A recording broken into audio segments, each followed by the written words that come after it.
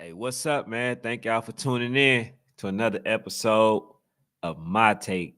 And so, as I tried to tell y'all, man, now the WNBA is being accused of being racist. I tried to explain this to everybody. So, somebody in an article, according to the Athlon, was basically saying that the decision that was made, far as for Caitlin Clark and Reese, was based on racism. Okay, if you ask me, do I think that it was from racism? To be honest, I think it stemmed more from the fact that they try to put more eyes on Caitlin Clark, which possibly could have been led, by that reason. But I'm not going to say that the WNBA is racist or that was because of them being racist. I think that they definitely made a crazy decision not putting Angel Reese on there. And I'm gonna be honest with y'all. I told y'all racism is the reason why this whole WNBA is thriving now. They didn't like the way uh, Angel Reese behaved, so they started throwing a whole bunch of money, and it's no different from the police that did something bad, right? And then a whole bunch of people start sending them money. It's one of the same things. To be honest, Caitlin Clark is getting a lot of attention due to the reaction from Angel Reese. I already said that, and now for the decision that was made to broadcast Caitlin Clark and not Angel Reese and Camelia Cardoso played a big part in why people are reacting the way that they are, saying that the lead is racist. They're saying that. This is what the fans are saying of the lead. And I tried to tell people, if you do this, it's not going to put as many eyes on the lead. It's not going to grow the lead the way that people think that it is. If you're trying to build the WNBA, why wouldn't you broadcast both of these two people who are now bringing eyes to the WNBA? And in fact, they did a disservice. It made it a super bad decision based on business to say, you know what, we can make a lot of money, and we can expand the lead if we cover both of these two. But no, that ain't what they said. That ain't what they did. What they did was they decided to choose one over the other. And I seen some comments where, a guy said, well, it's the networks. The WNBA can't make nobody come film. And look, man, check this out. The WNBA can't force nobody to do that. But what the WNBA can make sure is that they have their own team to be at these games to select what's going on. And in fact, what if it was some amazing stuff that went on that nobody caught? It did a disservice to not have anybody at the game. It did the leader a very disservice because now can't nobody tell you what went on. Can't nobody say, oh, this, and this happened. What if ESPN wanted to play one of the clips that happened? They got to go to the lady that streamed the game? It don't make sense. So the fact that they're saying that the WNBA is this way, now what's happening is you're going to turn a lot of people off. But then also, it may drive in a lot of people as well, but it's going to be on a bad foundation. First of all, you want the league to grow and expand based on talent, not race. You feel what I'm saying? And people would get mad at me for even addressing the obvious. But at the end of the day, this is what's going on. I tried to explain to people why Caitlin Clark was as famous. But to be honest, man, I'm doing some research. I I was told that Angel Reese and them game had more seats and more attendance than the people at the Caitlin Clark game. And I'm hearing that they saying that the reason why Caitlin Clark and them was considered to be sold out is because they played in only a 7,000 seat arena. So I'm not sure. I'm doing my research. I want to get that information, but to be in this predicament for people to say that it's a racial thing, it does the WNBA a disservice. So Brittany Griner, she's one of the people that actually spoke up. Brittany Griner, she made a statement, and a lot of people is disliking Brittany Griner because of they felt like her actions, it should have been punished, right? It was a justice that she was over there in Russia, and so a lot of people don't like her. But she said, Brittany Griner shares her thoughts in the WNBA. It's wild. They didn't have the game on League Pass, but they did what they wanted. In no world does it make sense not to have these two ladies on Game app. Okay. Now, I didn't say that. This young lady is the one that said it, Brittany Griner. Okay. It didn't look good. So the whole thing about the WNBA is to expand it. How can you expand the WNBA if you ain't got nobody at the games? It don't make sense at all. So when people are saying, it's because it's the WNBA and they racist, they this, they that. Now you take away from everything that y'all claim that y'all standing for. Why would you put any you know any opportunity that y'all can have? Why would y'all jeopardize that and make people create these type of narratives? Because I'm not saying that it's not true. I'm not saying that it's not false. But why, knowing that this could be a possibility, why not have games at all these facilities? It don't make no sense, man. And I be trying to protect people. I be trying to speak up. And like I said, I will be doing more coverage on these games, but I can't back this up. If somebody, especially of my demographic, is being mistreated, and then all people can say is, "Oh, Kaylin is more of a draw." Is she? Is she? Okay, let's see. Because last time I checked, I was looking for the Angel Reese game. I wanted to watch her game. I wasn't searching for Caitlin Clark. I think she's a really good player, but I wanted to see how, Angel Reese was doing. And she had a really good debut. Almost had a double-double. Nobody talking about her. She had 13 points. Almost had a double-double. 13 points, 9 rebounds, 1 block, a few assists. That's an amazing game for a debut. Nobody was talking about it. Well, at least the main media.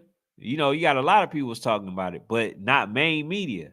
And so if they believe that they're going to control the narrative, that's not going to happen. The fact that there was that many people in the seats of a 20,000 seat arena, the fact that you had that many people in the seats, it shows you that Kaylin and Angel Reese are going to be able to put some butts in those seats. But, we got to stop pitting these ladies against each other, and the ladies got to stop pitting themselves against each other and do what's best for the league. It's almost like boxing. Boxing, basically, you fight the best fights to build the sport. That's what they got to do for the WNBA. Even if they disagree with an extensive amount of money that Caitlin Clark is getting, and they're not getting that, just blame. You got to blame the sponsors. You can't blame the actual person. You got to blame the sponsors. Put the heat on them. But if the ladies want to build the WNBA, they got to stand in solidarity. But you can't stand in solidarity when these type of things are happening. So every every WNBA woman should be upset at the fact that Angel Reese didn't get any debut time, knowing that would have put more eyes on the WNBA. So they missed out on the opportunity of hundreds of thousands of people watching the game. And they did a disservice by not broadcasting it. So a lot of people want to say, "Yo, we just hating." All right, if you want to be given a point of view from a fan's perspective, okay, you're hating. But if you want to give a perspective from a business, that did not make a lick of sense. Trying to do what they did for LeBron James, for Caitlin Clark, is a grave mistake. It's not the best thing to do. The NBA has been declining, just in case you didn't know, because all they hear about is LeBron James. All they try to do is throw in LeBron James. And that's what they're trying to do with Caitlin Clark. And people are not buying it. They're saying, no, you can't tell me who I want to like. Yes, I think the WNBA is going to be more exciting that Caitlin Clark is in there. But to just keep throwing her in my face, it's not going to happen. I'm not going to watch it because of it. You're doing yourself a disservice. I've heard people say that they not watching the WNBA no more. They saying that they not watching it because they see what the agenda is being. It shouldn't be no agenda in the game of women's basketball.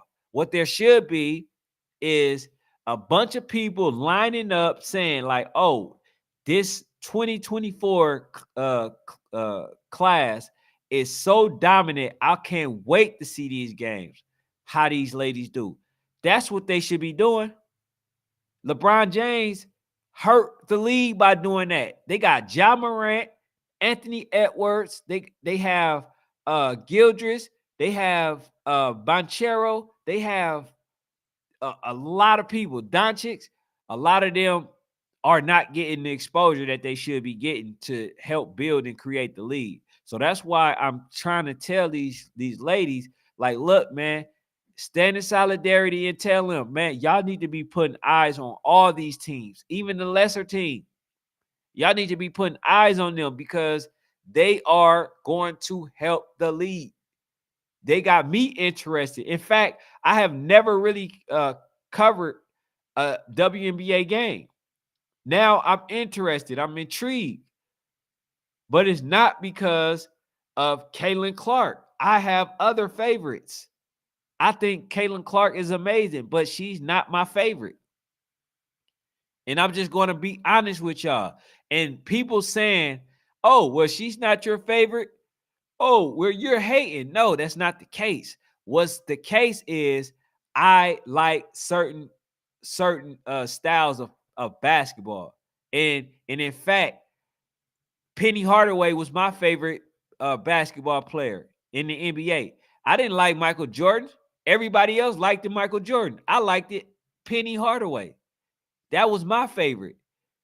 My favorite is not Caitlin. Right now, my favorite player is really not even in the NBA art college. She's a new young lady that's coming up that everybody is going to see. But I still want to help grow the game. But how can we do it when this building is being built on a foundation at least from the eyes of the fans, that it's a racial thing, and that's a disservice because you can't sustain that way. What if all the rest of the people that goes to the WNBA are non-black people? Or what if all the people that go to the NBA just happen to be black people? Right? You can't utilize that same argument. It's not gonna upheld in the future. You know what I'm saying? Also, man, if y'all like the content, hit the subscribe button, please. You know, that's just my invitation. But if we're not but just supporting the WNBA by the team that we like, okay, your favorite team may be the Indiana Fevers. Cool, right? Mine may be somebody else, right? The LA, Los Angeles. Okay, now we got a rivalry. We could talk about the game. We could, build on that. But I'm telling you, right now, the NBA, the WNBA is taking a black eye with their approach because everybody knows that it's intentional. It was no ifs, ands, or buts about it. That's not a mistake that you can make. That's not a mistake that anybody was going to make. You know what I'm saying? But for the WNBA to be in a situation that they're in where people is calling them out, even the Brittany Grinders, it's a disservice. It's a disservice. How can you sustain, when these type of things are happening? So I want to do my part. I'm doing my part. I'm talking about it. Then you got Alexa Philippou, when she said the Minnesota Chicago game, preseason game, isn't being televised or streamed anywhere. Okay, not even League Pass. Not ideal to say the least. And the reason she said that, far as not being ideal, is because doing stuff like this can never build the WNBA. You can't build it that way. Now I understand that you want to have certain games on televised, but on the League Pass, every game should always be available 24/7. Whenever there's a game, you should be able to go to League Pass, which is the whole purpose of League Pass. The whole purpose of League Pass is to get the games that you can't usually get on TV. So how is this a thing? I'm trying to figure that part out. I just thought about it. League Pass talking about games that they may not have or think about having. It's the League Pass. I'm getting the League Pass because I want to be able to watch any game that I want. And in fact, how could you have a League Pass if you don't have nobody there broadcasting or streaming the game? How could you do that? That further makes me understand that this stuff was intentional. That's crazy. Now that I think about it, I wasn't even thinking like that at first. I literally wasn't thinking about it. I'm like, okay, maybe they may select a few games that they decide to broadcast, right, on the League Pass. But it's the League Pass, which means that if it's the League Pass, you got to put all the games on the league. So how is it a mistake like that can happen? It was intentional. It was so we can put more eyes and divert more eyes onto the Indiana Fever. And we wanted to get their ratings high as possible. That's what it is. But for people that's saying that this is a racial thing, I'm not going to go there. What I am going to say is that it is definitely a Caitlin Clark thing, meaning that Caitlin Clark was the sole reason that they decided not to put them on TV. Now, I'm not going to say that that was a racist thing because we throw that word around too loosely now. But it definitely was a trying to mark the face of the league type of situation. I don't want to take away from her type of situation. It was definitely that. And I hate to say it. And a lot of people give flack. Oh, without Caitlin Clark, this WNBA, nobody will ever know about the WNBA. Man, I've watched WNBA games already, but I just became more excited about the WNBA with this group. You feel what I'm saying? And I think I can't wait till Juju Watkins get to the WNBA. I think the WNBA is continuing to shoot themselves in the foot in a couple of ways. First of all, it was this Caitlin Clark situation. It was this Caitlin Clark, Angel Reese situation about the television. The next one, the fact that you got to play 4 years in the NCAA, that's hurting the WNBA because you got fresh legs, fresh players, who going to bring a lot more attention, and they got to wait 4 years. What would the league be like if you had a Juju Watkins eligible to play in this draft? If she could have been drafted along with Caitlin Clark, all them, Angel Reese, Camilla Cardoso, right? The rest of the players, if she could have been drafted with them, how good would this league look?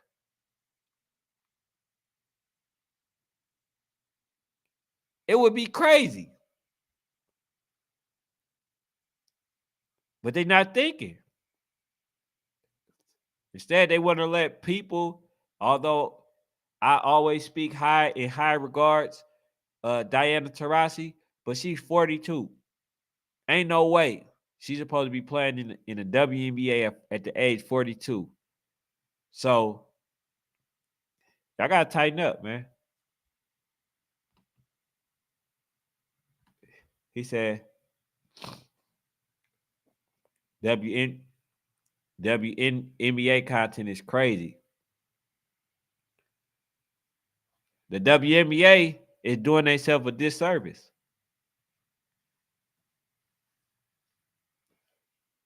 They literally doing themselves a disservice.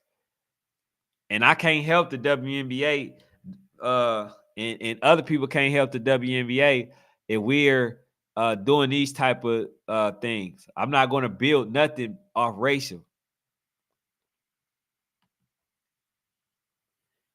He said, how much would you average in the WNBA? How much would I average? I know you ain't. Hold on, wait. If I played in the WNBA, oh, I would have averaged 40. I play basketball. I got partners in the NBA that I hang with. So if I play in the WNBA, I'm scoring 40. Maybe not every night, but I'm for sure ain't scoring nothing less than 20. And in fact, for you don't know, I go to a gym sometimes, created by that was built by a WNBA player, and I play with them, and yeah, work. I play with them. It's like some of the WNBA players go there. They go to play basketball, and I would just so happen to film. But yeah, I average at least like 25, 30. But I scored a lot of games. In a lot of games, I score at least 40. And I know, a lot of people may not agree. Y'all ain't seen me play. But yeah, 40, easy. You know what I'm saying? But to get back to the WNBA, I think they got a chance to really get it right. I think the WNBA has a really good chance to expand the league the way that they've been looking to expand it. The things that you have to do is, number one, can't be blaming men for y'all decision, and not being equally paid. That's not based on men. That's not based on the people in the NBA. That's based on the number of sponsorships that you get. That's based on the number of butts that you put in those seats. That's based on the number of jerseys that's sold. It's based on the number of shoes that is sold. It's based on the number of the amount of food that y'all sell. It goes off the amount of donations that y'all get. So all these things play a major factor into women getting the opportunity to make millions of dollars, like they are in the NBA. See, they don't have a $1 billion the WNBA don't have a $1 billion industry. They have maybe 100 million, couple 100 million. Hey, Dog Nation, what's up? They have a couple 100 million, right? But they don't have a $1 billion index. They don't have that. So therefore, this is the opportunity for the WNBA to get it right, but they not going to get it right when Caitlin Clark is the only focus. You can't build it like that. They tried to do it with LeBron James. It worked for a while, but you see, a lot of people is getting tired of hearing about LeBron James when they got so many other players in the NBA, right? So the best thing that you can do is learn from somebody else's mistake. So far as me, I want to see the women win. I want to see the men win. I want to see everybody win. I want to see as many people win as possible. But that can't happen when hate is in the center of it. It can't happen. We're in a new day and age.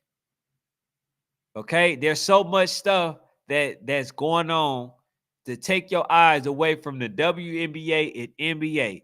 So ain't nobody just sitting around, hoping and wanting these games. They got so much other stuff that they're doing.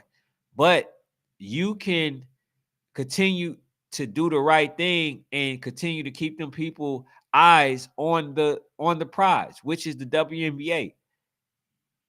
You know what I'm saying? Hey, Phasing, what's up, man? But yeah, that's the thing, man. So we gotta get it right the first time, because everybody ain't gonna have the opportunity to get a second chance. The WNBA, they've been wanting people to come to their games. Now they getting some people at their games. Take advantage of it. You're not going to be able to take advantage of it, especially when you have other WNBA players speaking out against the unfair treatment.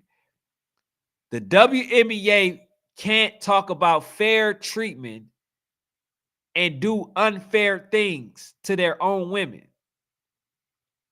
to their own league. It don't make sense. So y'all got to get it right.